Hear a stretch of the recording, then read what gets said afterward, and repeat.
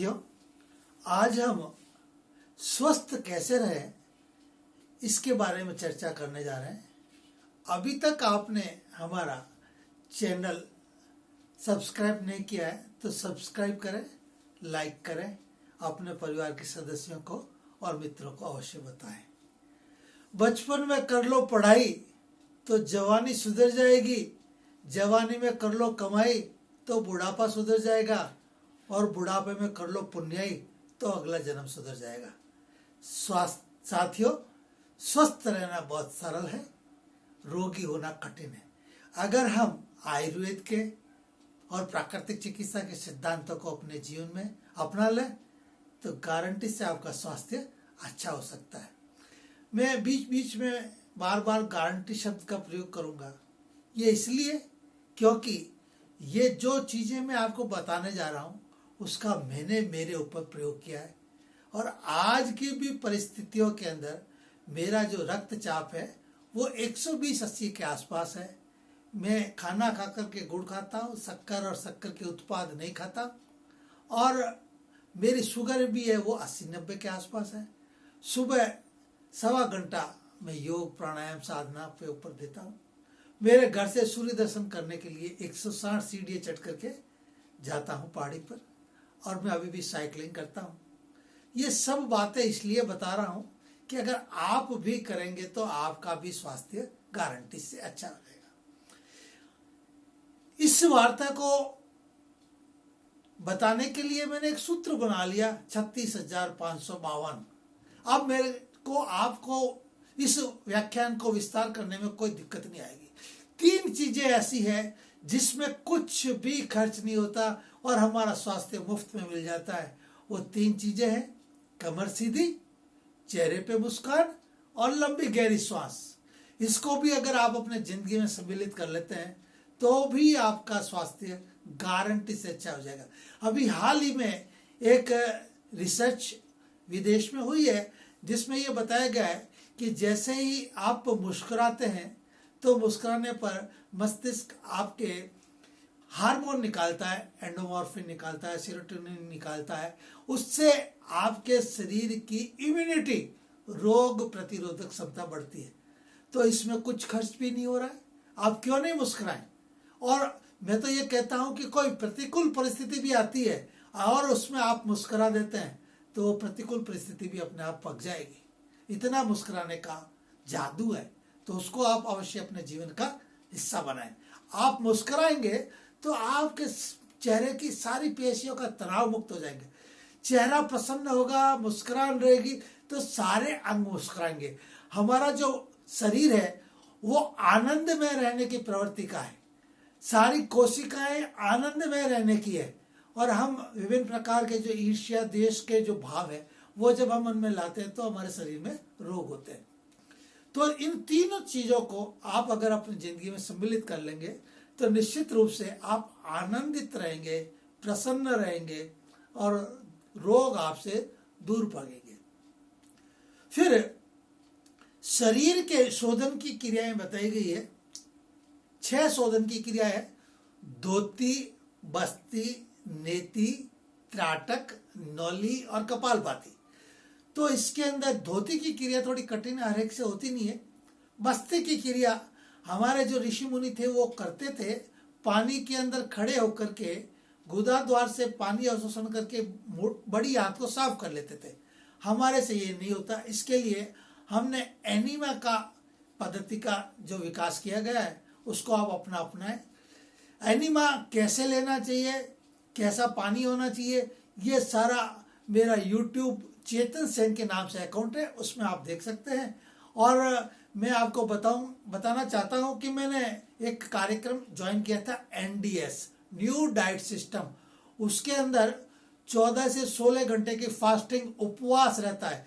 उसमें शाम को 5 बजे भोजन कर लिया, 6 बजे पानी पी लिया, दूसरे दिन 12 बजे तक कुछ भी खाना पीना नहीं होता है। तो उस प्रशिक्षण के दौरान मेरे चश्मा 19वें दिन उतर गया था, मेरे शरीर का वजन भी कम हो गया और मेरी कार्य करने की शैली, गतिविधियां सब बढ़ गई थी।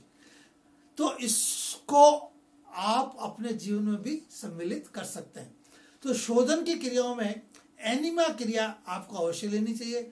एनडीएस के प्रशिक्षण के दौरान मैंने एक दिन में 5 बार सुबह और 5 बार शाम को एनिमा लिया, इसलिए कहीं घबराने की आवश्यकता नहीं है कि एनिमा लेने से हम एडिक्ट हो जाएंगे, ये लागू हो जाएगा, कुछ भी ऐसा नहीं है। आप सप्ताह में एक बार तो अवश्य एनिमा लो। मैं आपको बताना चाहूँगा, निवेदन करता हूँ कि मैंने प्राकृतिक चिकित्सा के एक माह के 2 प्रशिक्षण लिए। हमारे गुरुदेव थे आदरणीय गणेशी लाल जी मुंद्रा साहब, उन्होंने कहा कि आपको 5 दिन तक प्रतिदिन सुबह एनिमा लेना है। मैंने सोचा मेरा स्वास्थ्य भी ठीक है, योग करता हूँ, डाइट पे भी ध्यान है, पर उन्होंने कहा तो मैंने लिया। तो आपको ये जानकर के आश्चर्य होगा कि 5वें दिन मेरी आहार नाल से काला काला बदबूदार मल निकला। इसका अर्थ ये हुआ कि हमारी बड़ी आंत साफ नहीं होती है, और रोगों का जो कारण है 99% हमारे बड़ी आंत के कब्ज के कारण जो अपचित मल हमारे शरीर में रह जाता है उसके कारण से होता है। चाहे वो गैस बनना है, माइग्रेन बनना है, ये सभी कारण जो है वो अपचित भोजन के बड़ी आंत के अंदर इकट्ठा रह जाने के कारण होता है। इसलिए एनीमिया को आप अपने जीवन का हिस्सा अवश्य बना लें। आप चाहेंगे तो मैं इसका ऑनलाइन प्रशिक्षण जल नीति का, सूत्र नीति का भी दे सकता हूं। उसके लिए आप रजिस्ट्रेशन मेरी संस्था में करवा दीजिएगा। धोती बस्ती, फिर आता है नेति। नेति की क्रिया आप करेंगे, 2 प्रकार की नेति करते हैं, एक तो जल नीति और दूसरी है सूत्र नीति। तो पहले आपको जल नीति का अभ्यास करना है। मैं कोटा खुला विश्वविद्यालय का योग काउंसलर हूं, और गत बैच के अंदर हमने 35 बच्चों को एक साथ जल नीति करवाई, और मैं खड़ा रहा। बच्चों को कहा घबराने की आवश्यकता नहीं, आप करो, उसमें क्या क्रिया करनी चाहिए वो भी आप मेरे YouTube पर जल नीति और सूत्र नीति का वीडियो देख सकते हैं। तो नीति करने से हमारा नासा गुहा में जो प्राण लेने की क्षमता है बढ़ जाती है। जब मैंने पहली बार जल नीति की थी तब मेरे को लगा कि आज मैं पहली बार श्वास ले रहा हूं, इतना कचरा अंदर से निकलता है। तो जल नीति और सूत्र नीति आपको योग्य प्रशिक्षक की उपस्थिति में करना चाहिए।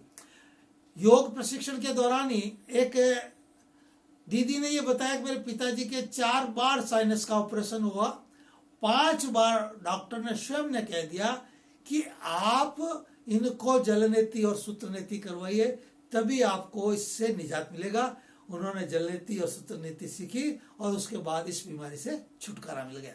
तो जल नीति और सूत्र नीति करने से आपके आंख, नाक, कान के रोग नहीं होंगे, आपका मस्तिष्क शांत रहेगा। इसलिए आपको जल नीति और सूत्र नीति सीखना चाहिए। तो धोती बस्ती नेति त्राटक, त्राटक की क्रिया, अंगूठे को आप आंख की सीध में रखिए, और आप चाहे तो 2 से 2.5 फुट की दूरी पर दीपक को जला करके रख सकते हैं, उसकी लौ को देखते रहें।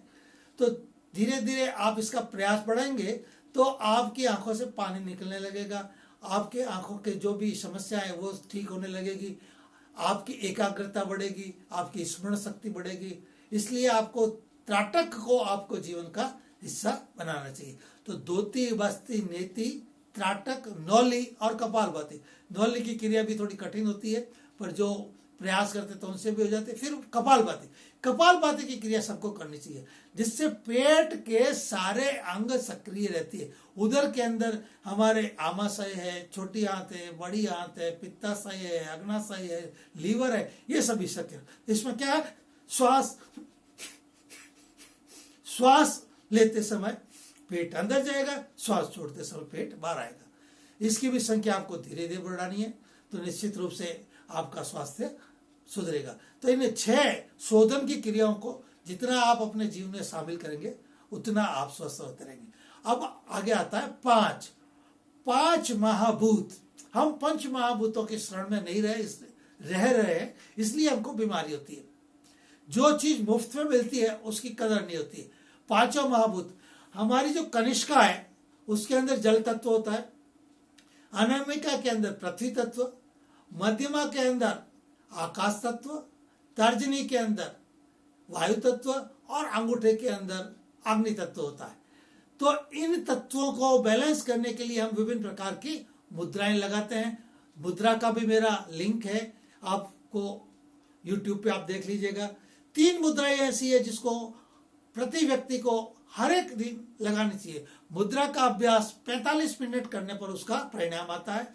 अगर आपके पास 45 मिनट एक समय नहीं लगा सकते हैं तो 15 मिनट सुबह लगाइए, 15 मिनट दोपहर को लगाइए, 15 मिनट शाम को लगाइए। तो ये ज्ञान मुद्रा है, ये अपान मुद्रा है और ये प्राण मुद्रा है। इन 3 मुद्राओं को तो आपको, चाहे आप स्वस्थ है या रोगी है, आपको प्रतिदिन लगानी है, तो उससे आपको निरोगी बने रहेंगे। तो 5 महाभूत, जल हमको 3 लीटर पीना चाहिए, गर्मियों में 4 से 5 लीटर पीना चाहिए।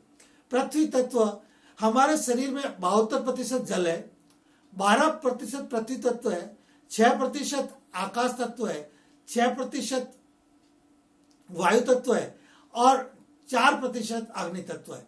अब इनकी अगर मात्रा हम बढ़ाएंगे, जैसे पृथ्वी तत्व है, पृथ्वी तत्व भोजन जो भी हम ग्रहण कर रहे हैं वो अगर हम अधिक मात्रा में कर रहे हैं तो हमारे शरीर के अंदर बीमारी होंगी। हम जो भोजन कर रहे हैं उसमें आधा भोजन तो हम हमारे लिए कर रहे हैं और आधा भोजन हम डॉक्टर के लिए कर रहे हैं, क्योंकि शरीर को इतने भोजन की आवश्यकता होती नहीं है। मैं विद्या भारती से जुड़ा हुआ हूँ, आदर्श विद्या मंदिर विद्यालय के केशव परिसर के प्रधानाचार्य है बोमराज जी जोशी। वो 6 रोटी सुबह खाते थे, 6 रोटी शाम को खाते थे। धीरे धीरे उन्होंने आधी रोटी कम करते करते 2 रोटी पर आ गए। आज वो 50 वर्ष के हैं, 30 वर्ष के दिखते हैं और उनके कार्य करने की शैली इतनी बढ़िया है कि वो बच्चों से ज्यादा भाग करके काम करते हैं। तो आप अपनी क्षमता के अनुसार किसी से तुलना नहीं करें, धीरे धीरे उसको काम करें। और करना क्या है, आपको 30% अन्न लेना है, 70% सलाद लेना है, सुबह उठ करके आपको फल खाना है, तो उससे भी आपके सैकड़ों बीमारियों से छुटकारा मिल जाएगा। तो 5 महाभूत में हमने जल तत्व की बात की, पृथ्वी तत्व की बात की, अब आता है आकाश तत्व। आकाश तत्व हमारे शरीर में जो भी रिक्त स्थान है वो आकाश तत्व को रिप्रेजेंट करता है। उसके लिए हमको उपवास करना चाहिए, उपवास के बाद हम और आगे करेंगे। इसके बाद में आता है वायु। वायु हमारा जीवन, जब हमारा जन्म हुआ और जब हमारी मृत्यु होगी जो निश्चित है, तो उन दोनों के बीच का जो समय है उसमें हम श्वास लेते रहते हैं। तो ये श्वास अगर हम लेना सीख जाएं तो भी हमको रोग नहीं होंगे। इसके लिए प्राणायाम आपको करना चाहिए और प्राणायाम का सबसे सरल तरीका परम पूज्य गुरुदेव पंडित श्री राम जी शर्मा आचार्य जी द्वारा दिया गया। उसमें गायत्री मंत्र के 4 भाग किए गए।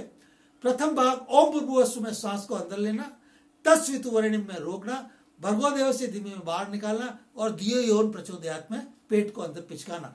फिर बाद में इसका प्रयास करने के बाद में फिर आप धीरे धीरे तीनों बंद भी लगा सकते हैं, तो उससे आपके शरीर के अंदर गजब की ऊर्जा आएगी। मैं बार बार कहता हूं कि ये चीजें आप करेंगे तो गारंटी से आपका स्वास्थ्य ठीक होगा, क्योंकि ये चीजें मैंने मेरे ऊपर करके देखी है। तो इन 5 महाभूतों को आपके शरीर में बैलेंस करें और मुद्राओं का अपने जीवन में हिस्सा जरूर बनाएं।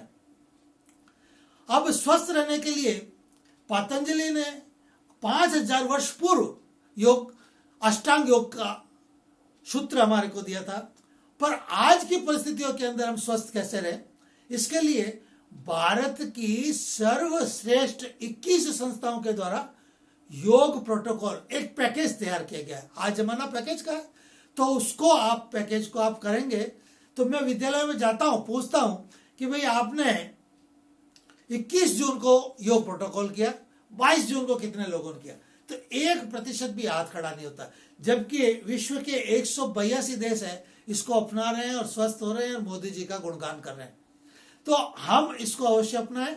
और अभी हाल ही में 75 करोड़ सूर्य नमस्कार का लक्ष्य खेल मंत्रालय के द्वारा, आयुष मंत्रालय के द्वारा दिया गया है।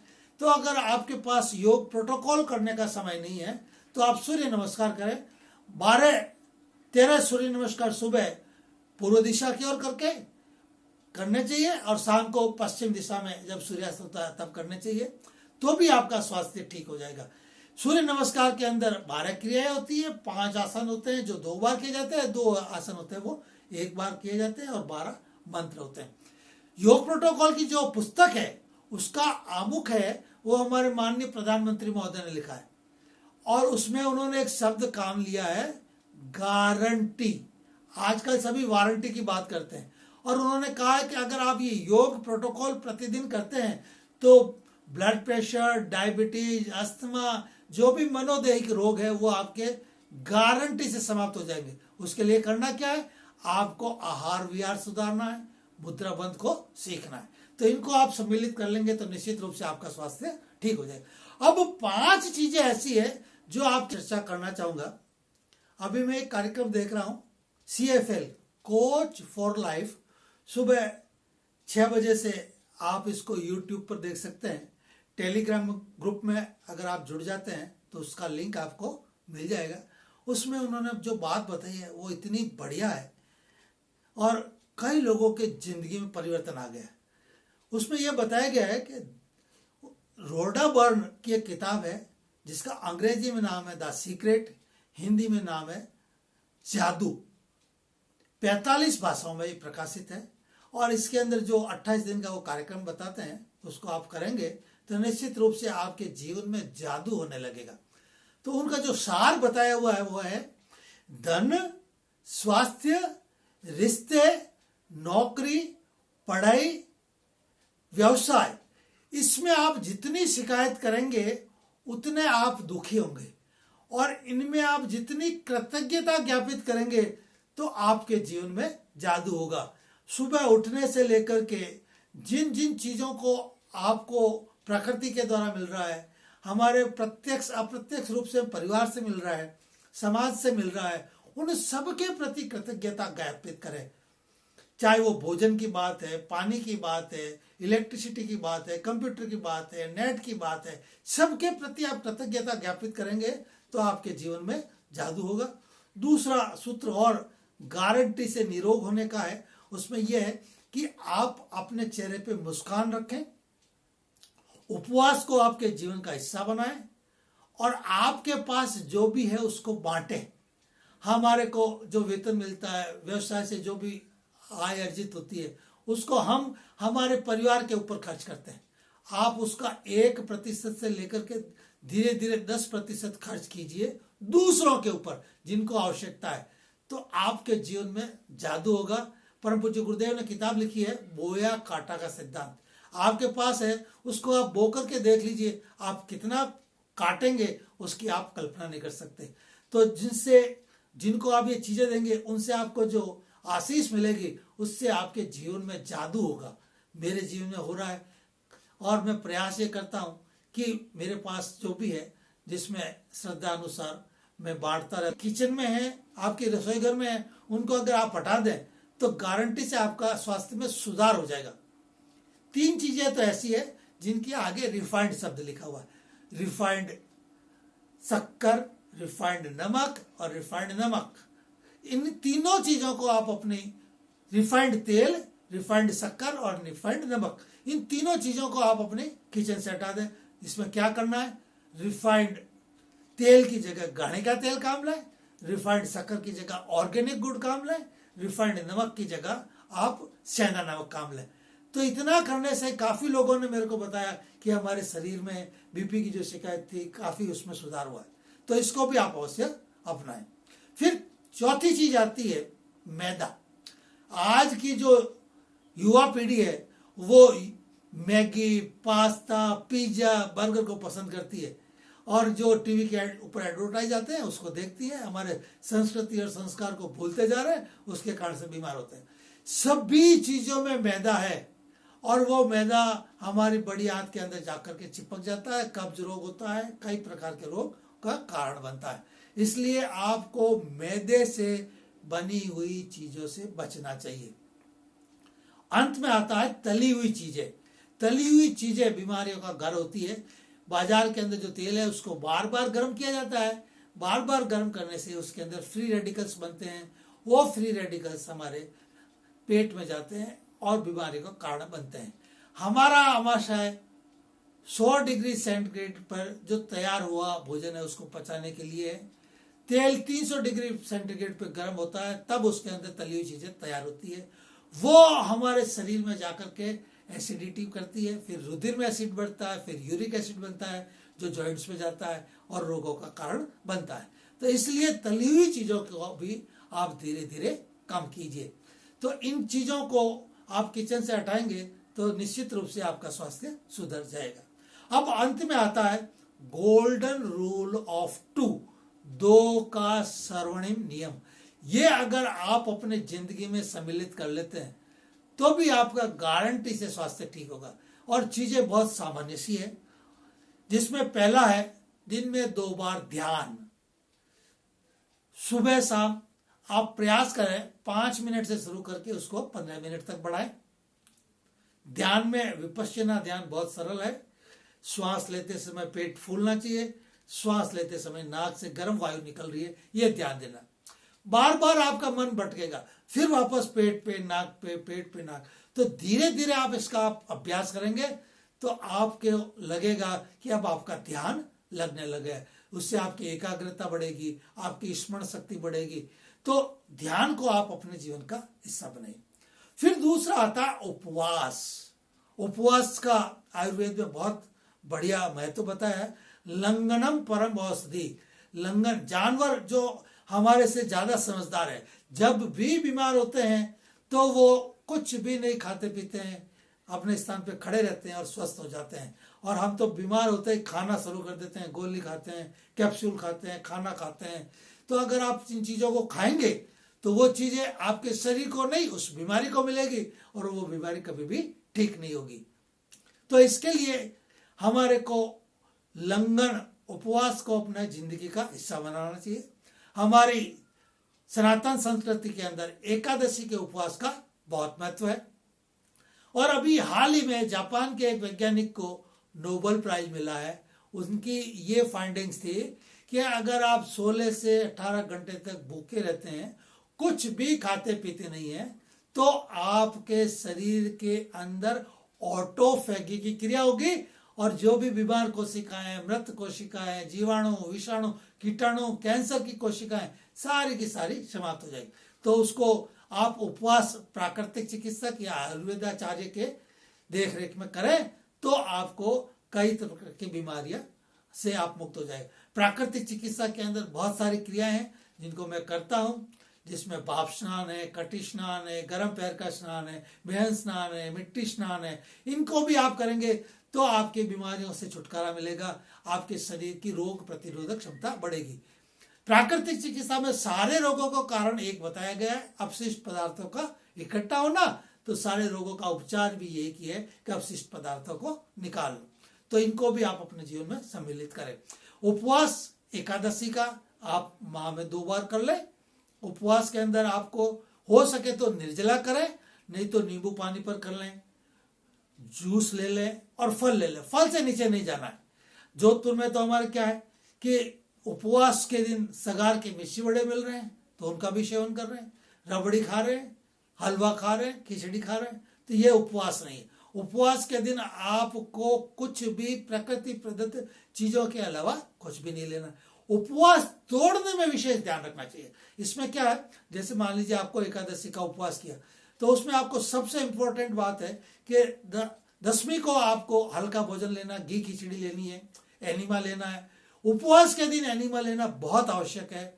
और उसके बाद में उपवास तोड़ते समय सबसे पहले आपको ग्रीन जूस लेना है, पालक का ले सकते हैं, धनिया का ले सकते हैं। उसके बाद में 1 घंटे के बाद में आप फलों का रस लीजिए, सूप ले लीजिए, 1 घंटे के बाद में आप फल ले लीजिए। फिर आपको हल्का भोजन लेना है, खिचड़ी इत्यादि लेनी है। तो उससे आपके शरीर के सभी अंगों को आराम मिलेगा। हो सके तो उपवास के दिन आप आराम करेंगे तो सारे शरीर के अंगों को बहुत आराम मिल जाएगा। फिर तीसरी चीज आती है नवरात्रि। वर्ष में 2 बार नवरात्रि करें।